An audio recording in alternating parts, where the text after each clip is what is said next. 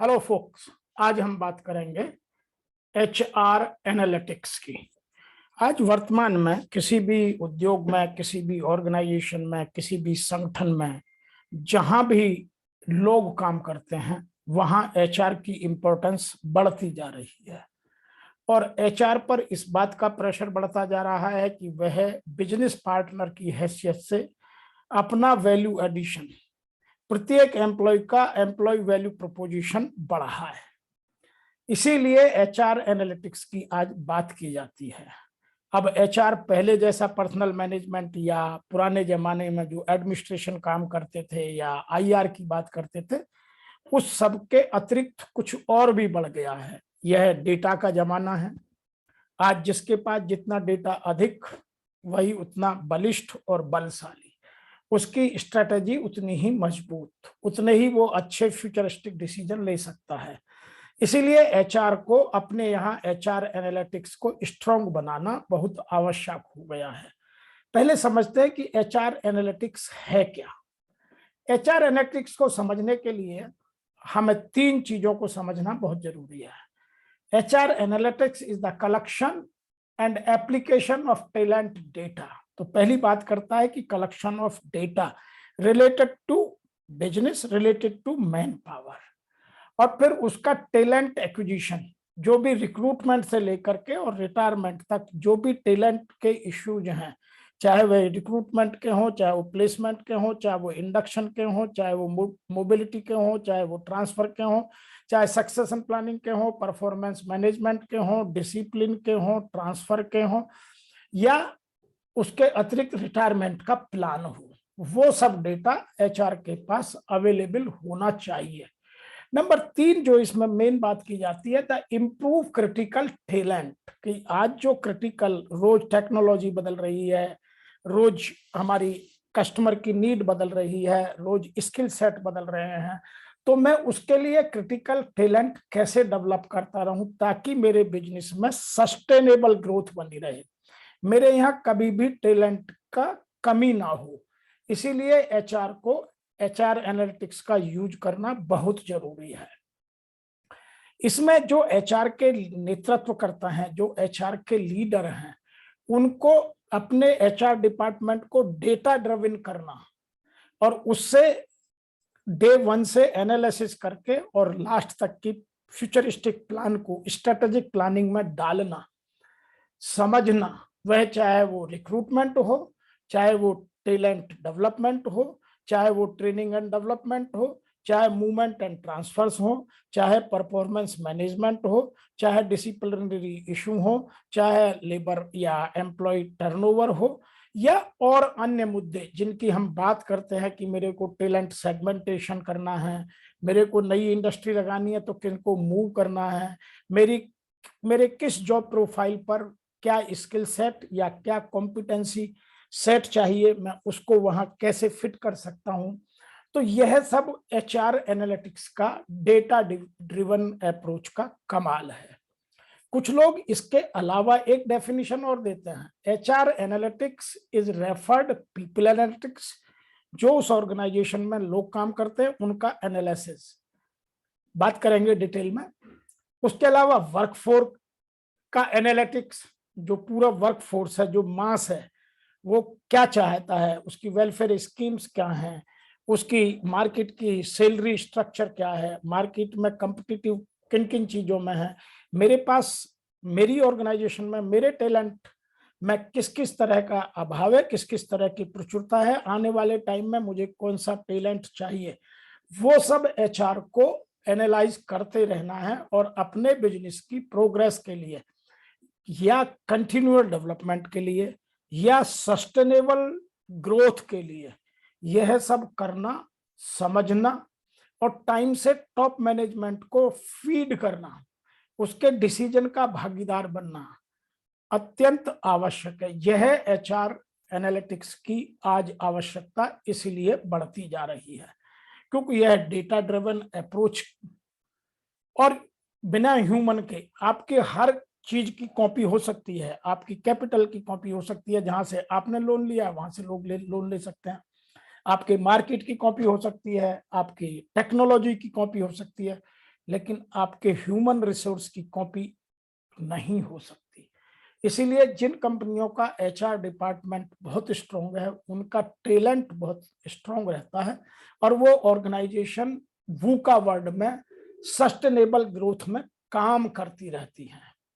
मैंने उन ऑर्गेनाइजेशंस को इस कोविड पीरियड में देखा है जिनके यहाँ टैलेंट बहुत स्ट्रांग था, जिनका एचआर एनालिटिक्स बहुत अच्छा था।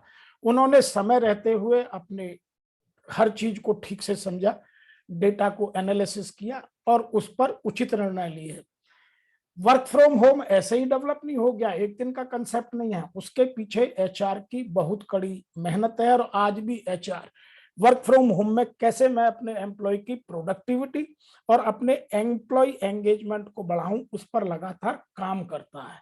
आइए आगे समझते हैं कि इस चीज की जरूरत क्यों पड़ी है, किन किन डेटाओं को हम इन चीजों में इकट्ठा कर सकते हैं। तो डेटा कलेक्शन में जो लोगों से संबंधित डेटा है वो उनकी वर्किंग कंडीशंस, उनके वेलफेयर, उनका कंपेंसेशन, उनके स्किल सेट, ऑर्गेनाइजेशन का जॉब प्रोफाइल का स्किल सेट, परफॉर्मेंस, किसकी परफॉर्मेंस हाई है, किसकी परफॉर्मेंस मीडियोकर है, किसकी परफॉर्मेंस लो है, किसकी ग्रोथ हो सकती है, किसको प्रमोशन दिया जा सकता है, मेरे टैलेंट सेगमेंटेशन में मेरे पास टैलेंट पूल में कितने लोग हैं, मेरी सक्सेशन प्लानिंग कितनी है, मेरे मूवमेंट प्लान क्या क्या हैं, आने वाले टाइम में मैं कहाँ किसको मूव करूंगा, मेरी स्ट्रेटेजिक पोजीशंस पर कौन कौन लोग बैठेंगे। आपने देखा होगा जो प्रोफेशनली प्रोग्रेसिव ऑर्गेनाइजेशंस हैं वो टॉप में कभी बाहर से अपॉइंट नहीं करती, अपने नीचे की टैलेंट पाइपलाइन को आगे बढ़ाते बढ़ाते टॉप तक ले जाती हैं। मैं इसमें बहुत सारी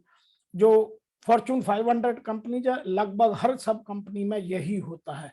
इसीलिए उस डेटा को इकट्ठा करना बहुत आवश्यक है। ट्रांसफर्स हैं, सक्सेशन प्लानिंग है, रिटायरमेंट प्लान है, और रिटायरमेंट में भी 6 महीने पहले मैं किसको किसकी जगह पे भेजूंगा ताकि मोबिलिटी या रिटायरमेंट की प्रोसेस बड़ी इजी हो जाए, पहले से दोनों एक साथ काम कर लें।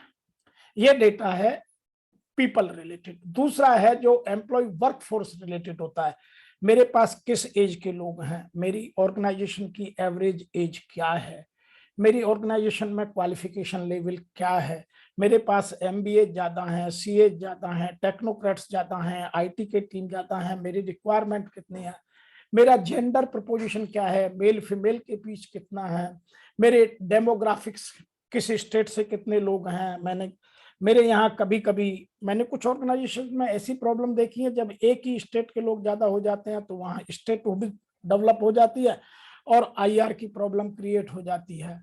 मेरे पास मेरे एम्प्लॉयज का हेल्थ का क्या रिकॉर्ड है, मेरे पास टैलेंट मिक्स कितना है, मेरे पास मैन पावर की कॉस्ट क्या है, मैं किस एरिया में कॉस्ट को घटा सकता हूँ, मेरे पास स्किल सेट के लिए जो ट्रेनिंग एंड डेवलपमेंटल एक्टिविटीज है वो किस एरिया में फोकस करूं, मैं सॉफ्ट स्किल को डेवलप करूं, मैं टेक्निकल स्किल को डेवलप करूं, या मेरी जो और स्किल्स हैं, स्ट्रेटेजिक पोजीशंस हैं, जो कंसेप्चुलाइजेशन है उस सब को करूं, या मैं अपने स्किल गैप को, परफॉर्मेंस एंड प्रोडक्टिविटी को मैं अपने यहाँ अपकी स्किलिंग और रीस्किलिंग कितना कर सकता हूँ। जैसे जैसे टेक्नोलॉजी बदलती है, कोई नई लैंग्वेज आईटी में आ गई, कोई नया सॉफ्टवेयर मार्केट में आ गया, कोई नई टेक्नोलॉजी आ गई, उस सब का डेटा मेरे पास होना चाहिए। उस सब की टर्नओवर को, उस सब पर टैलेंट रिक्रूटमेंट को, टैलेंट डेवलपमेंट को प्लान करने के लिए एम्प्लॉय का एक्सपीरियंस, आइडेंटिफिकेशन ऑफ इनएफिशिएंसीज मेरी प्रोसेस में या मेरी प्रोसेसेस में, चाहे वो एचआर की हो, चाहे वो सर्विस सेक्टर की हो, चाहे वो मैन्युफैक्चर सेक्टर की हो, चाहे वो फाइनेंस की हो, चाहे वो और किसी की हो, तो मेरी इनएफिशिएंस कहाँ कहाँ है, मुझे किसको दूर करना है और किस तरीके से दूर करना है, और मेरे एम्प्लॉय का एंगेजमेंट लेवल क्या है। बहुत सारी ऑर्गेनाइजेशन बहुत करती हैं लेकिन एम्प्लॉय एंगेजमेंट पुअर होता है, तो उस सब का भी डेटा इकट्ठा करना एचआर एनालिटिक्स का हिस्सा है। नंबर 3 है मेरे फ्यूचरिस्टिक ऑर्गेनाइजेशंस नीड क्या है। इसीलिए ऐसा कहा जाता है कि एचआर को मेरे पास्ट में क्या हुआ, वर्तमान में क्या चल रहा है और फ्यूचर में क्या होने वाला है और कैसे मैं कर पाऊंगा, वो सब डेटा समझना एचआर एनालिटिक्स का हिस्सा है। तो मैं जो बात कर रहा था कि एचआर के सामने 3 चैलेंजेस वर्तमान में सबसे अधिक हैं। और चौथा, हमेशा सबके साथ जुड़ा रहता है। नंबर 1 है स्किल और कॉम्पिटेंसी शॉर्टेज, क्योंकि टेक्नोलॉजी बदलती है, स्किल सेट बदलते हैं, इंफॉर्मेशन टेक्नोलॉजी के आने से एआई का या रोबोटिक्स का यूज बढ़ रहा है, मार्केट में सिक्स सिग्मा की वजह से प्रोडक्ट की डिलीवरी और प्रोडक्ट की क्वालिटी की डिमांड बहुत ज्यादा हाई हो गई है। तो उस सब के लिए मुझे क्या स्किल और क्या कॉम्पिटेंसी चाहिए, ये चैलेंज एचआर के सामने हमेशा बना रहता है। तो मैं रिक्रूटमेंट से लेकर के और मैं रिटायरमेंट तक मुझे किसकी किस कॉम्पिटेंसी को कितना किस लेवल तक किस तरीके से डेवलप करना है, और कॉम्पिटेंसी में भी प्रोफिशिएंसी लेवल तक मुझे कैसे जाना है, उन सब बातों की बात एचआर एनालिटिक्स के सामने चैलेंज के रूप में हमेशा खड़ी रहती है। दूसरी चीज कॉम्पिटिटिव लेबर मार्केट है। यदि आपके बहुत हाई लोग हाई सैलरी पर ले लिए तो आपकी कॉस्ट बढ़ जाएगी, मार्केट में प्रोडक्ट कॉम्पिटिटिव नहीं रहेगा, तो आपको कॉस्ट भी मैनेज करनी है। यदि आपने लो कॉस्ट दी तो मार्केट में एट्रेशन हो जाएगा, आपका कंपटीटर अच्छी सैलरी देकर आपके टैलेंट को रिक्रूट कर ले जाएगा।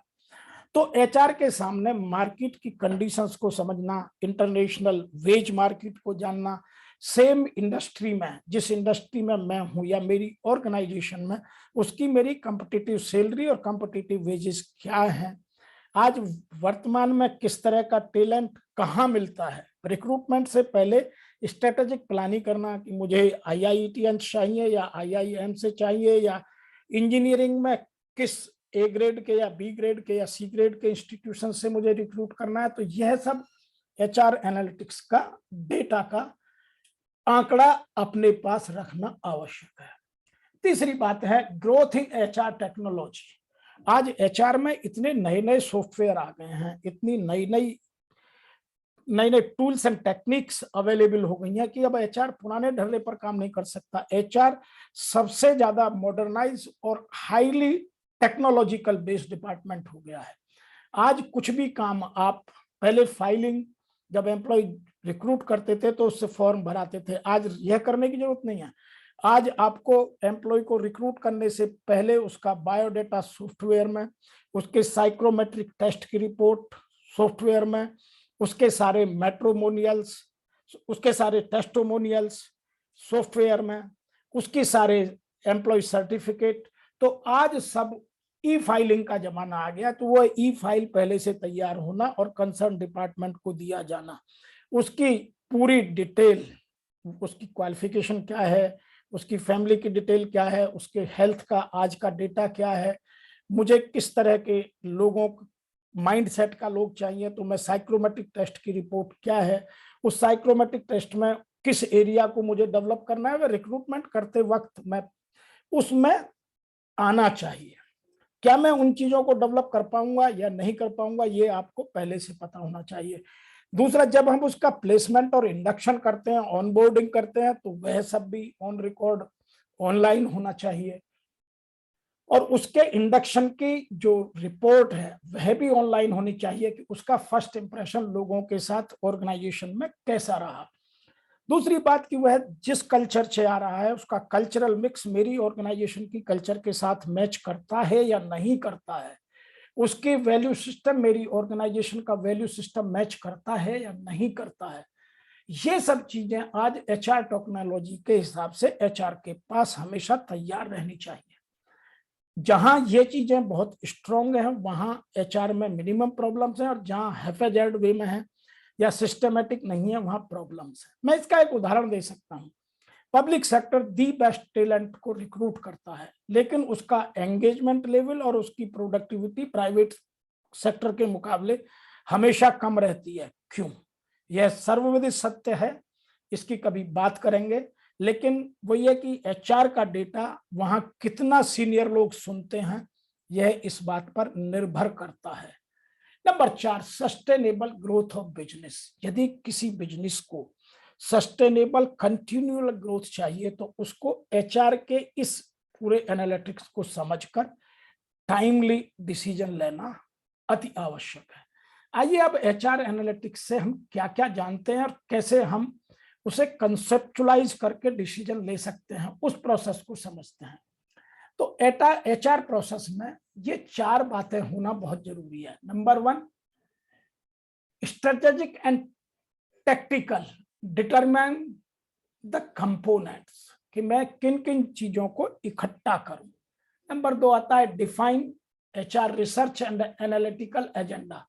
शॉर्ट टर्म डेटा क्या है, लॉन्ग टर्म डेटा क्या है, ऑर्गेनाइजेशन की शॉर्ट टर्म प्लानिंग क्या है, विजन और मिशन के साथ मैं कितना अलाइन कर रहा हूं, वह सब शॉर्ट टर्म है। और लॉन्ग टर्म में मेरी ऑर्गेनाइजेशन की सस्टेनेबल ग्रोथ या मेरे फ्यूचर की रिक्वायरमेंट क्या क्या होंगी, वो सब आपके पास होना आवश्यक है। और एचआर एनालिटिक्स में जब हम रिक्रूट कर रहे हैं, या हम हर साल परफॉर्मेंस अप्रेजल दे रहे हैं, या हम ट्रेनिंग एंड डेवलपमेंट में एक्टिविटी कर रहे हैं, तो मैं किस टैलेंट को आगे बढ़ा रहा हूं, किस तरह की कॉम्पिटेंसी मैं अपने एम्प्लॉय में डेवलप कर रहा हूं। अब ट्रेनिंग एंड डेवलपमेंट पहले की तरह हेवाई नहीं रहा है।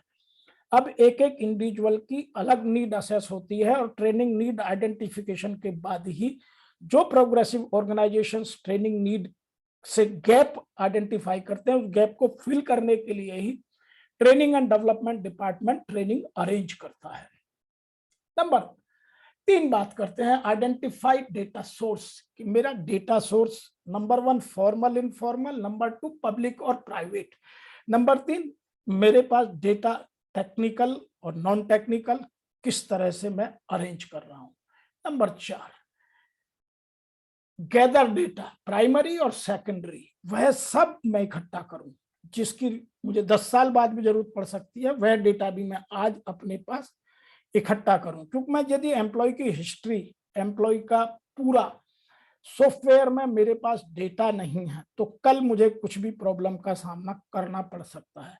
मैं कभी मौका मिलेगा तो आपके साथ वो सब अपने एक्सपीरियंस शेयर करूंगा, जिनसे हमने एचआर एनालिटिक्स के साथ एम्प्लॉय को डील किया, और डिसिप्लिन मेंटेन करने में, ऑर्गेनाइजेशन वैल्यू को डेवलप करने में, एम्प्लॉय एंगेजमेंट को बढ़ाने में, एम्प्लॉय और ऑर्गेनाइजेशन को ग्रो करने में, इन सब का यूज किया है। नंबर 5 है ट्रांसफॉर्म डेटा। मैं ऑर्गेनाइजेशन में क्या क्या ट्रांसफॉर्मेशनल एक्टिविटीज करना चाहता हूं, उसके लिए मेरे पास क्या रिसोर्स अवेलेबल है, क्या ऑर्गेनाइजेशन की नीड है, उस गैप को मैं किन किन चीजों से फिल कर सकता हूं, वह सब डेटा इसी रिसोर्स का, इसी प्रोसेस का हिस्सा है। नंबर 6 है कम्युनिकेशन इंटेलिजेंस रिजल्ट्स। जो यहां है कि हम जब यह सब डेटा इकट्ठा कर लें, तो उसको मैं कम्युनिकेट कैसे करूं, कब करूं, किन को करूं, किस तरीके से करूं। क्योंकि एक कम्युनिकेशन ऑर्गेनाइजेशन को बना सकता है, और मैंने एक कम्युनिकेशन से ऑर्गेनाइजेशन को बिछड़ते देखा है, बिखरते देखा है, लोगों को ऑर्गेनाइजेशन से भागते देखा है। तो इसीलिए हर इंफॉर्मेशन के 3 भागों में एनालाइज करना बहुत आवश्यक है। पहली है डेस्क्रिप्टिव, दूसरी है प्रेडिक्टिव, और तीसरी है पर्सपेक्टिव, कि मैं किस पर्सपेक्टिव में डेटा को इकट्ठा कर रहा हूं और उसको कैसे यूज करूंगा। नंबर जो 7वां हिस्सा है इस प्रोसेस का, वो है enable strategy and decision making, कि मैं जब ये इतना डेटा एचआर के पास होता है, तो एचआर बोर्ड ऑफ डायरेक्टर्स के साथ, या ओनर्स के साथ, या डायरेक्टर्स के साथ, या चेयरमैन के साथ आराम से डेटा के साथ लॉजिकल बात कर सकता है कि मेरे ऑर्गेनाइजेशन की ये नीड है, वर्तमान का स्टेटस यह है, आपकी नीड ये है, हमें ये करने से ये मेरी नीड होंगी। Now HR process has become 100% mathematical and scientific. अब लोग ये नहीं कह सकते कि यह ह्यूमन माइंड है, इसको नहीं पढ़ा जा सकता। आज मार्केट में इतने टूल्स एंड टेक्निक्स अवेलेबल हैं कि आप इंडस्ट्रियल साइकोलॉजी और ह्यूमन साइकोलॉजी दोनों को समझ सकते हैं, और बिफोर टाइम आप प्रोएक्टिव एक्शन लेकर ऑर्गेनाइजेशन को कंटिन्यूअल ग्रोथ और सस्टेनेबल ग्रोथ में ग्रो करा सकते हैं। तो यह एचआर प्रोसेसेस हैं। अब हम बात करते हैं कि वैल्यू एंड डिफिकल्टी क्या क्या आती है।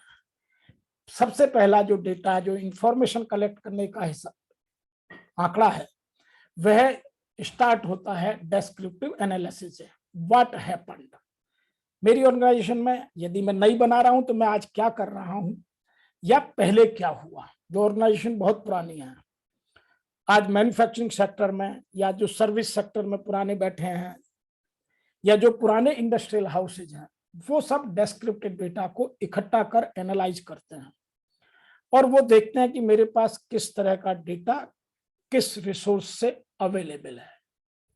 नंबर 2 बात करते हैं diagnostic analytics. Why did it happens, मेरी ऑर्गेनाइजेशन में यह सब क्यों हुआ।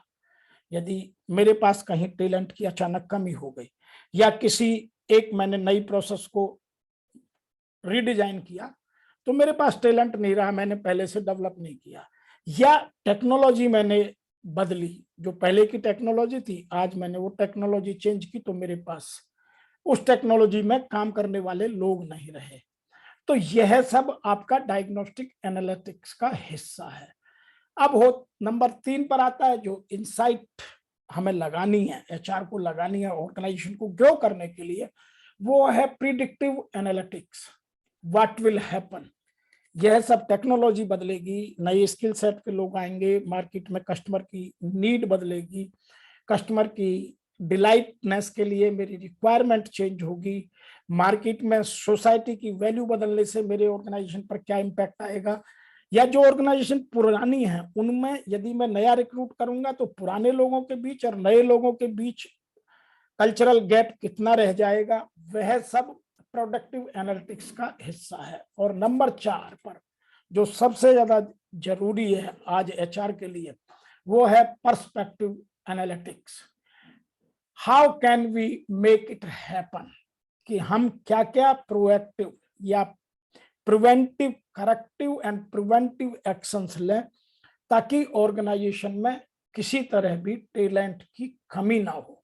तो वह डेटा तभी मिल सकता है जब आपके पास डेटा पुराना जिससे आपने डेस्क्रिप्टिव डेटा अरेंज किया था, मेरे पास क्या है, मेरे पास क्या होना चाहिए, और मेरे पास मैं अब कैसे उसको ठीक से डेवलप कर सकता हूं। जो मेरा ट्रेनिंग एंड डेवलपमेंट है या मेरा जो कॉम्पिटेंसी डेवलपमेंट है या स्किल सेट डेवलपमेंट है या ट्रेनिंग एंड डेवलपमेंट डिपार्टमेंट है, वो किस एरिया में काम करे। तो वह इन सब चीजों को समझकर ऑर्गेनाइजेशन को ग्रो करने में, ऑर्गेनाइजेशन में भागीदारी निभाता है। इसीलिए एचआर को आज की डेट में सर्विस डिपार्टमेंट नहीं कहा जाता, एचआर को बिजनेस पार्टनर कहा जाता है। आज बिजनेस को स्मूथ चलाने के लिए, बिजनेस को कंटिन्यूअली प्रोग्रेसिव ग्रोथ दिलाने के लिए एचआर एनालिटिक्स का स्ट्रांग होना बहुत आवश्यक है। अब हम बात करते हैं कि जो मेरे पीपल एनालिटिक्स प्रोसेस साइकिल है वो कैसे काम करती है, इसकी शुरुआत कहां से होती है और एंड कहां होता है। नंबर 1 फर्स्ट स्टेप आता है आस्क द राइट क्वेश्चंस। मैं जब किसी भी ऑर्गेनाइजेशन में या रिक्रूटमेंट में या ट्रेनिंग एंड डेवलपमेंट में, परफॉर्मेंस मैनेजमेंट में, एम्प्लॉय एंगेजमेंट रिलेटेड इश्यूज में बात करता हूं, तो मैं सबसे पहले यह देखता हूं कि उस ऑर्गेनाइजेशन में लोग किस तरह की बात करते हैं, उनके क्वेश्चन करने का तरीका क्या है। तो सबसे पहला है कि what kind of questions and how we are asking questions. तो 2 चीजें एचआर एनालिटिक्स में बहुत इंपॉर्टेंट हैं कि मैं क्या क्वेश्चन कर रहा हूं और कैसे कर रहा हूं, किस फोरम में कर रहा हूं। तो जब भी आप कोई क्वेश्चनर बनाएं, जब भी आप कोई डेटा बनाएं, कोई डेटा कलेक्शन फॉर्म बनाएं या कोई एम्प्लॉइज का सर्वे करें, तो वो प्रॉपरली डिजाइन होना कि मैं क्या चाहता हूं और लॉन्ग टर्म में क्या इम्पैक्ट या क्या पर्सपेक्टिव मैं चेंज करना चाहता हूं। दूसरी प्रोसेस आती है डेटा सिलेक्शन, कि मुझे क्या डेटा चाहिए। कुछ डेटा, जब भी कभी आप डेटा अलग कलेक्ट करेंगे तो डेटा कलेक्ट करने में आपको कुछ डेटा ऐसा आएगा जो आपके बिल्कुल काम का नहीं होता है, तो उसको मार्जिन दे दे करके अलग कर देना है, एक्सेप्शंस को बाहर रखना है। एक्सेप्शंस कभी कभी आती हैं, उन सब से आपको अपने मेन डेटा को अलग रखना है। नंबर 3 डेटा क्लीनिंग करना बहुत जरूरी है। मुझे क्या चाहिए और क्या मैं स्टोर करके रखूं, जो मेरी फ्यूचर रिक्वायरमेंट हो सकती है लेकिन आज की ऑर्गेनाइजेशन की रिक्वायरमेंट नहीं है। तो यदि मैं सारा डेटा घुमाऊंगा तो गड़बड़ हो जाएगी। इसलिए एचआर एनालिटिक्स में यह भी आवश्यक है कि मुझे कौन सा डेटा आज यूज करना है, क्योंकि मेरी वर्तमान में क्या प्रॉब्लम है या क्या ऑर्गेनाइजेशनल नीड है। प्रॉब्लम वहां हो सकती है जहां पुरानी ऑर्गेनाइजेशन है, और नीड वहां हो सकती है जहां ऑर्गेनाइजेशन को नया खड़ा कर रहे हैं, ऑर्गेनाइजेशन ग्रो कर रही है। तो वह डेटा क्लीन करना, मैंने बहुत सारी ऑर्गेनाइजेशन ऐसी भी देखी है, जब कोई नई जगह अपनी कोई इंडस्ट्री लगाते हैं तो वहां किसको ट्रांसफर किया जाए, यह एचआर पहले से बड़ी एक्सरसाइज करता है। अपने टैलेंट मैनेजमेंट से दी बेस्ट टैलेंट को, बेस्ट परफॉर्मर्स को वहां ट्रांसफर करता है, या जो कल्चरली बड़े स्ट्रांग लोग होते हैं उनको वहां ट्रांसफर करता है, ताकि ऑर्गेनाइजेशन में सिस्टम वहां डे वन से काम करे, हेवाई ना हो जाए कुछ। नंबर 4 बात करते हैं डेटा एनालिसिस। डेटा एनालिसिस करना एक आर्ट है। हर आदमी डेटा को एनालाइज नहीं कर सकता। मुझे क्या इंफॉर्मेशन चाहिए, किस डेटा से कौन सी इन्फ्रेंस में निकाल सकता हूं, यह डेटा एनालिटिक्स का कमाल वो लोग समझ सकते हैं जो इसको करते करते इसके अभ्यास में आ जाते हैं। बहुत सारे लोग डेटा का मिस इंटरप्रिटेशन कर ऑर्गेनाइजेशन को कहीं ऐसी जगह खड़ा कर देते हैं जहां से सरवाइव करना मुश्किल हो जाता है। मैंने बहुत सारे बिजनेस डिसीजंस ऐसे देखे हैं जिनमें एक डेटा का गलत इंटरप्रिटेशन होने से ऑर्गेनाइजेशन का बहुत बड़ा पैसा डूब गया। मैंने ऐसे भी रिक्रूटमेंट होते देखे हैं जिनमें गलत रिक्रूटमेंट की वजह से ऑर्गेनाइजेशन में प्रॉब्लम्स होगी। इसीलिए रिक्रूटमेंट से लेकर के और परफॉर्मेंस मैनेजमेंट तक का जितनी प्रोसेस है, चाहे वो रिक्रूटमेंट है, चाहे प्लेसमेंट है, चाहे वो ऑनबोर्डिंग है, चाहे वो सिलेक्शन है, चाहे वो मूवमेंट है, चाहे वो फिर परफॉर्मेंस मैनेजमेंट है, वो परफॉर्मेंस केपीआई से हो, केआरए से हो, या बैलेंस स्कोर कार्ड से हो, वो सब प्रोसेस बहुत रोबस्ट होना अति आवश्यक है। यदि रोबस्टनेस नहीं है तो डेटा गलत होगा। नंबर 5 बात करते हैं इंटरप्रिटेशन एंड एग्जीक्यूशन। जो मैं अभी बात करता था कि डेटा को कैसे पढ़ा जाए, उसका इंटरप्रिटेशन क्या निकाला जाए, और कौन से डेटा के इंफॉर्मेशन को सबसे पहले ऑर्गेनाइजेशन में एक्सिक्यूट किया जाए, क्योंकि डेटा से बहुत सारी इंफॉर्मेशन मिलती हैं। कभी कभी बड़ी अलार्मिंग इंफॉर्मेशन भी डेटा से सामने मैंने आती देखी हैं। तो ये मेरा अपना अनुभव है कि डेटा का इंटरप्रिटेशन और एग्जीक्यूशन करते वक्त टॉप को बहुत सारी चीजों को ध्यान में रखना होता है। ये कंप्लीट एक जो एचआर एनालिटिक्स की प्रोसेस है उसका एक प्रोसेस का आपके साथ ब्रीफ डिस्कशन है। कभी मौका मिलेगा तो इसे फुल्ली डिस्क्राइब करेंगे।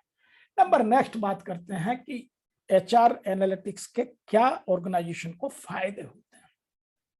इसको हम सब इतना आज लोग हर जगह एचआर एनालिटिक्स की बात करने लगे, उसका ऑर्गेनाइजेशन को बेनिफिट क्या है। इसके मैंने 10 या 12 बेनिफिट्स लिखे हैं, इसके और बहुत बेनिफिट होते हैं, उनकी बात करते हैं क्योंकि समय का अभाव है। नंबर 1, इंक्रीज स्टाफ या वर्कफोर्स रिटेंशन।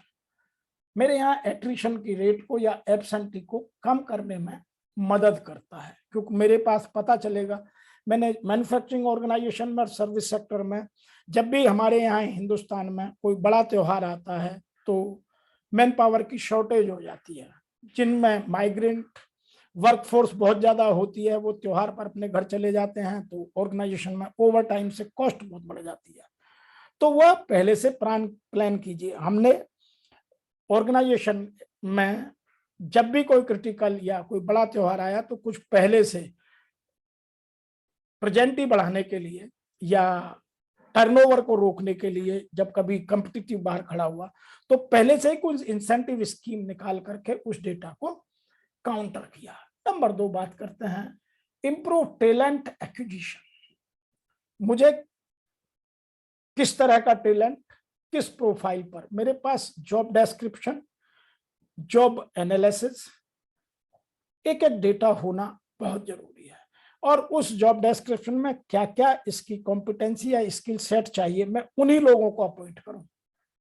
अपॉइंटमेंट रिक्रूटमेंट में ये सब चीजें एचआर के पास पहले से होना बहुत जरूरी है। नंबर 3, जिनमें प्रोग्रेसिव माइंड अप्रोच ज्यादा है, जो बहुत प्रोमोजिंग है, जिनको ग्रो किया जा सकता है, जिनका पोटेंशियल बहुत हाई है, उन लोगों को रिक्रूट करूं। Recruitment is a very important process in every organization. Number 3 बात करते हैं प्रिवेंट वर्कफोर्स मिसकंडक्ट। ऑर्गेनाइजेशन का वैल्यू मैच। आज मिसकंडक्ट पहले जैसा आईआर का इशू बहुत कम है, वो उनमें है जहां वर्कफोर्स का नंबर बहुत ज्यादा है, लेकिन जो अब प्रोग्रेसिव ऑर्गेनाइजेशंस हैं वहां मिसकंडक्ट किसी और तरीके का होने लगा है। तो प्रिवेंट वर्कफोर्स मिसकंडक्ट को आपको रोकने के लिए उनका एंगेजमेंट लेवल हमेशा बढ़ाना होगा। यदि आपने एम्प्लॉय एंगेजमेंट बढ़ाया है, मैं यहाँ एक बात हमेशा कह दूं, जो एचआर अभी बहुत तेजी से नहीं कर रहा है, जो करना चाहिए, कि लोग ऑर्गेनाइजेशन छोड़ना नहीं चाहते, ऑर्गेनाइजेशन भागते हैं because of poor work culture या वर्कोलिक वर्क कल्चर या बैड बॉस। यह देखना बहुत जरूरी है। आज मैं कई ऐसे बैंकों को जानता हूं जहां वर्क कल्चर कुछ भी नहीं बची है, रात दिन उनका बॉस अपने सबॉर्डिनेट के पीछे लगा रहता है कि मुझे बिजनेस चाहिए। बिजनेस के लिए क्या सपोर्ट चाहिए वह जानता ही नहीं कि बिजनेस कैसे डेवलप किया जाए, क्या मैं अपने जूनियर्स को या अपने स्टाफ को सपोर्ट प्रोवाइड करूं, किस तरह का एनवायरनमेंट जनरेट करूं, उस पर उसका फोकस नहीं है। केवल एम्प्लॉय के साथ कॉन्फ्लिक्ट बढ़ा करके वो एम्प्लॉय का एट्रिशन बढ़ा देते हैं। नंबर 5 बात करेंगे इंक्रीजेस प्रोडक्टिविटी। यदि मेरा एम्प्लॉय एंगेजमेंट बढ़िया होगा, सैलरी मेरी कंपिटिटिव होगी, मार्केट से मैच करेगी, वेलफेयर स्कीम्स मेरी अच्छी होंगी, एम्प्लॉय का केयर बहुत अच्छा होगा, तो प्रोडक्टिविटी ऑटोमेटिकली बढ़ जाएगी। नंबर 6 है अनकवर्स स्किल गैप्स। जब आप परफॉर्मेंस अप्रेजल हर साल करते हैं तो higher performers, average performers, below performers का डेटा एनालाइज करते वक्त आपको ये सब बातें पता चलती हैं कि ये बिलो परफॉर्मेंस क्यों, क्या इसकी व्यक्तिगत प्रॉब्लम है या ऑर्गेनाइजेशनल प्रॉब्लम है। उन चीजों को कुछ लोग ठीक से एनालिसिस करें तो यह प्रॉब्लम बड़ी जल्दी और अच्छे तरीके से सॉल्व हो जाती है।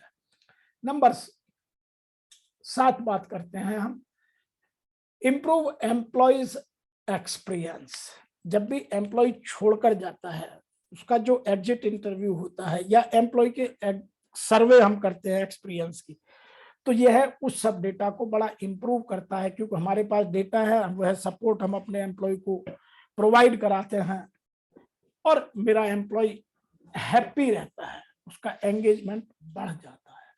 नंबर 8 बात करते हैं हाईली एंगेज्ड वर्कफोर्स। जो अभी हमने सब बातें की, उनका एम्प्लॉय एंगेजमेंट ऑटोमेटिकली बढ़ता है, और जहां एम्प्लॉय एंगेजमेंट हाई होगा वहां प्रॉब्लम्स या कॉन्फ्लिक्ट मिनिमाइज होते हैं, क्वालिटी की प्रॉब्लम ऑटोमेटिकली 6 सिग्मा की तरफ चली जाती है। नंबर 9 बात करेंगे रिड्यूसेस एट्रिशन रेट। जब एम्प्लॉय खुश होगा तो एम्प्लॉय ऑर्गेनाइजेशन नहीं छोड़ता, एम्प्लॉय या तो पुअर कल्चर की वजह से छोड़ता है या जो अभी बॉस की बात करी उस वजह से छोड़ता है। नंबर 10 बात करते हैं बेटर एंड इफेक्टिव ट्रेनिंग। यदि आपके पास डेटा है और डेटा आपने एनालिसिस कर दिया कि मेरे यहाँ ये स्किल गैप या कॉम्पिटेंसी का गैप है, वह सॉफ्ट स्किल हो सकती है, वैल्यू हो सकती हैं, इथिक्स हो सकती हैं, कम्युनिकेशन हो सकता है, टेक्नोलॉजी हो सकती है, प्रोसेसेस हो सकती हैं, तो मैं उनको पूरा करने के लिए उसी तरह की ट्रेनिंग अपने एम्प्लॉय को डिजाइन करूं और पार्टिसिपेट कराऊं। मैंने उस ऑर्गेनाइजेशन में देखा कि जहां एक एम्प्लॉय कम से कम 6 to 10 डेज हर साल ट्रेनिंग एंड डेवलपमेंट में इन्वेस्ट करेगा ही करेगा। आप अंदाजा लगाइए कि 365 में से यदि 10 दिन आप निकाल रहे हैं, जिनमें छुट्टियां भी हैं, जिनमें संडेज भी हैं, तो लगभग 280 दिन में से यदि 10 दिन आप ट्रेनिंग एंड डेवलपमेंट में कॉम्पिटेंसी या स्किल डेवलपमेंट के लिए इन्वेस्ट कर रहे हैं, तो उस ऑर्गेनाइजेशन का एम्प्लॉय एंगेजमेंट कितना हाई होगा और वहां स्किल की कभी कमी नहीं हो सकती। अभी जो ट्रेनिंग एंड डेवलपमेंटल एक्टिविटीज हैं वो अभी भी जो बॉस कहता है उस हिसाब से हम डिजाइन करते हैं, वह गलत है। करना क्या चाहिए कि मेरे यहाँ किस चीज की नीड है, ये एचआर एनालिटिक्स का हिस्सा है। वहां से ट्रेनिंग नीड आइडेंटिफिकेशन के बाद, टीएनआई के बाद, ये ऑटोमेटिकली सामने आना चाहिए। नंबर 10 बात करते हैं। नंबर 10 बात करी हमने इफेक्टिव और बेटर ट्रेनिंग की। Number 11 creating business future needs, कि मेरे फ्यूचर की नीड, मेरा सक्सेशन प्लानिंग क्या है, मेरा परफॉर्मेंस में जो डेटा निकल कर आया है उसमें जो मेरा टैलेंट पूल का बेस्ट टैलेंट है उनकी नीड, हायर रोल्स के लिए क्या क्या है, मैं किसको किस रोल के लिए आज तैयार कर रहा हूं, यह सब आपका मैन पावर प्लानिंग का, मैन पावर डेवलपमेंट का, टैलेंट मैनेजमेंट का हिस्सा बहुत स्ट्रांग तभी हो सकता है जब आपके यहाँ एचआर एनालिटिक्स की प्रोसेसेस स्ट्रांग है। नंबर 12 है हेल्प्स इन डिसीजन मेकिंग। आपको क्या डिसीजन लेना है as a director, as a chairman of the company, as a owner of the company, या as a senior person of the company, वह आपको एचआर के डेटा से स्पष्ट नजर आता है। आप उसको यूज करते हैं या नहीं करते हैं वह आपका विवेक है। तो आज एचआर एनालिटिक्स पर इतना ही। फिर अगली बार आपके साथ बात करेंगे कि एम्प्लॉइज को खुश रखने के लिए एचआर एनालिटिक्स की किस किस प्रोसेसेस को कैसे कैसे डेवलप कर उनको और बेहतर तरीके से ऑर्गेनाइजेशन में यूज किया जाए।